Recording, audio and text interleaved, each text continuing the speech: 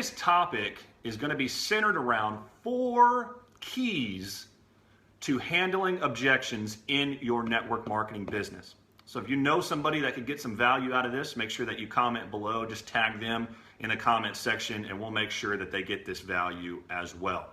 So let's get right into it today, guys. I know you guys came here for value and for content. Don't want to waste any more of your time. So the 4 keys to overcoming objections in your network marketing business.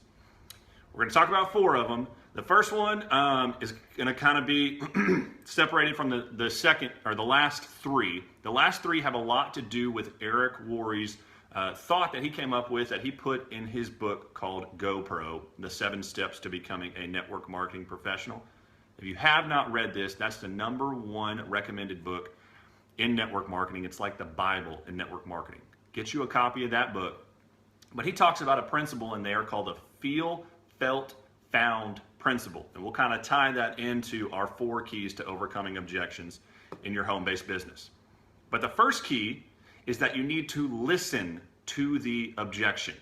Now, inevitably, about 80% of your prospects are going to have some sort of objection or question or concern that they're going to present to you after you've shown them your opportunity. And the first key is you need to listen to exactly what that concern is. Because you might think that it's one concern when it's really something else. You want to make sure you know exactly what their objection is by listening to it intently and in full. Don't just automatically have a response triggered, and as soon as they get done throwing out that objection, you hit them with your rebuttal. Make sure you listen to it all the way. You want to be genuine in what you're doing, and people are less likely to do business with somebody who is only worried about the outcome of their prospecting conversation, not about their prospect as a whole. So you need to listen to the objection. The second thing you need to do, the second key to overcoming objections, is you need to acknowledge the objection. And here is where Eric Worre's feel, felt, found principle starts. I generally like to say something like this. After they tell me the objection, I say, I completely feel you, or I understand 100% where you're coming from, or I got you, something like that. You need to acknowledge that objection. Yes, they have an objection. I understand it, and we're going to go into a little bit of detail on how to solve that objection. So you listen to it, you acknowledge it. The third key to overcoming objections is you need to validate it. And we've already done the feel, now we need to do the felt. So generally say something like this. I feel, you got to use the verbiage, you got to use the tones. Feel, felt, found. We've used feel, now we're going to use felt. I felt the exact same way when I was taking a look at this opportunity. You need to make sure that they know that their objection and concern or question is legitimate. You had the same exact concern when you were looking at this. It makes them feel like they're not alone and they're not bashing your opportunity or you as a person. So you validate the objection. And then the last thing you want to do is solve that objection.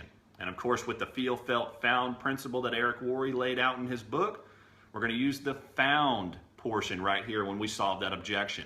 You've already said, I feel you. I totally understand where you're coming from. I felt the exact same way when I first got started.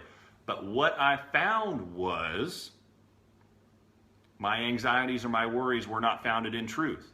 Or what I found was that wasn't 100% accurate. Something like that. Feel, felt, found. It makes you a little bit more personable.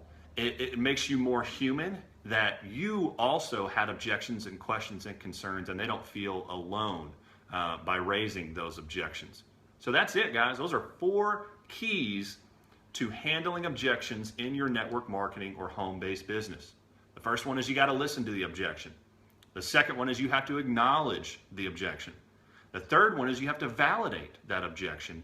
And the fourth one is you have to solve that objection. That's it, guys.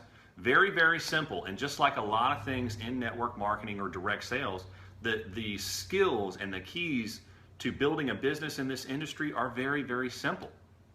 But just because they're simple does not make them easy.